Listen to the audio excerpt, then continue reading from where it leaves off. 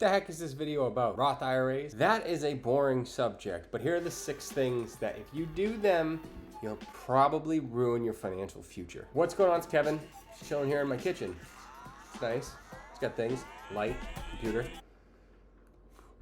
If you know what a Roth IRA is, it's a retirement account that allows you to invest pre-tax or post-tax dollars, not pre-tax.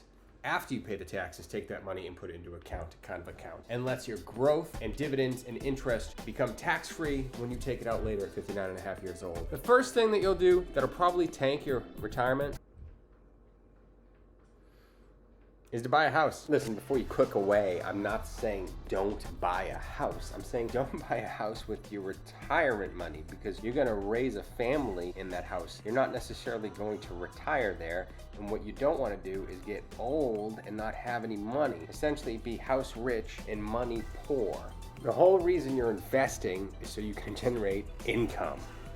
Money is acquired often from goods or services or work done for return on investment. This is the whole reason you started investing in the first place, is to take the principal of that money and live off the interest, not be choked alive by house payments. Yes, someone told you you could buy a house with your Roth IRA. Yes, someone said that. In most cases, you can only take out $10,000, and if you're not careful, you could be taxed on other things. Now, everyone wants a home, but oftentimes people miss out on other options like a traditional down payment as opposed to a first-time home buyer. If you have decent credit and you focus on fixing your credit, you can get a conventional loan for as little as 5% just by fixing your credit. Movie magic. Next, early withdrawals. Taking your money out too early, not 59 and a half like you're supposed to, but well before that. Let's say 30. First time I took money out of an IRA, I was taxed to the hilt.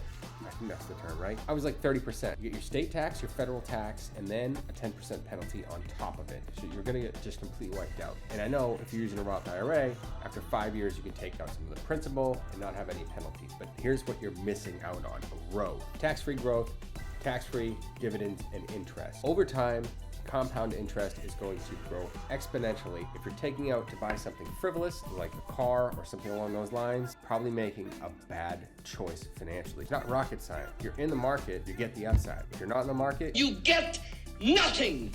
You lose.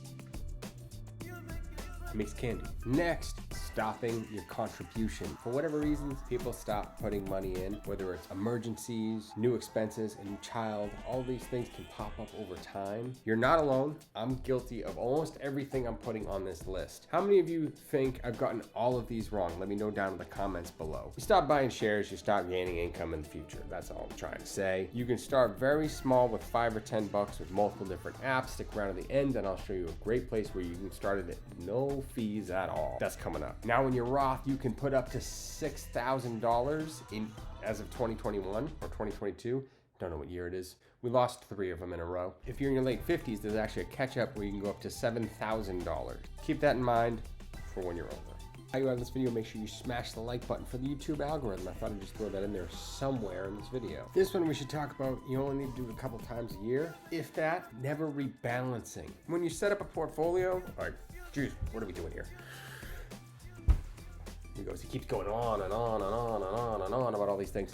When you set up a portfolio, you might have stocks and bonds or small cap or big cap, essentially Apple versus the dollar store, different types of companies in your portfolio. They're worth different things. They have different risk factors. Balancing is essentially allotting money to one area versus another area and making sure they don't go uneven, because over time, one could shoot up 50% and the other one could stay normal, which is great. You're up a whole chunk of money. But what happens when that one that went way up then crashes and you didn't get to keep any of that money? You sleep better at night when your portfolio is a bit more stable. At least when you start to get older. When you're young, probably go 100% stocks. Again, I'm not giving financial advice. The flip side being trading too much. Yeah, all your friends get super excited about the new crypto that's on the market that shoots to the moon. Got some videos on that. Super exciting, and just like the old days, those 80s movies where you see all the people down in the pit trading left and right. Buy, sell, buy, sell. It's not like that these days. Everything can be done on your phone. And because of that, it's very easy to be trading in and out of things. More magic. Trading in and out of things essentially locks in losses if they go down. If you get scared out of the market, you're not there for the upside. That's why you shouldn't be trading too much. Also, commissions. Depending on where you keep your money, there's often a commission tied to a buy and a sell. Buy too much, lose too much. Spend too much, lose too much. This is why rebalancing is important and not overdoing it. Unless you're doing day trading and you have some skills in that, I don't recommend it, but hey, I'm not a financial advisor. Don't take advice from guys off of YouTube. This is not the last thing, but it is important. Never funding your account. You opened it, you never put anything in, or you didn't open it. I'm gonna walk you through how to do that right now. Go to fidelity.com, go to the open account, scroll over to Roth IRA, and that's the one you want. This is the post-tax. You're not a customer, no. Follow these documents. Next. Fill out all your information here.